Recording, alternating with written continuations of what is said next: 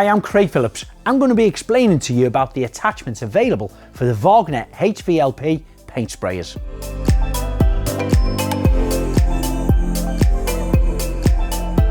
So these are the wooden metal extra standard attachments. These are for small and medium sized projects.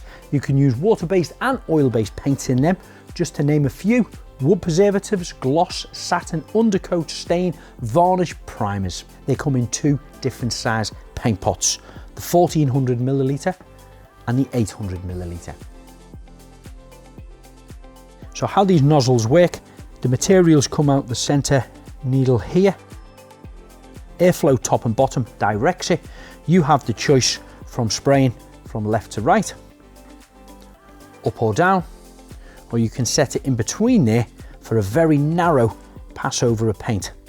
Once you've got it set to the upright position, the paint will project out around about 150mm wide. By turning it in between, that'll bring it down to about 50mm. Then you have your trigger here. Once that is connected to your paint sprayer, this dial can be dialed all the way back, which reduces the trigger from being pulled back, which of course will project a lot less material out onto the surface. Or if you turn it right the way up, that allows you to pull the trigger a lot further back, allowing more of your material to travel through.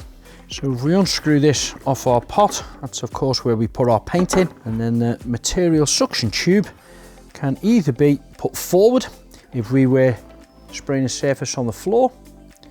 You could keep it forward if you were spraying an upright surface. You could turn that to the rear if you were spraying the surface above you.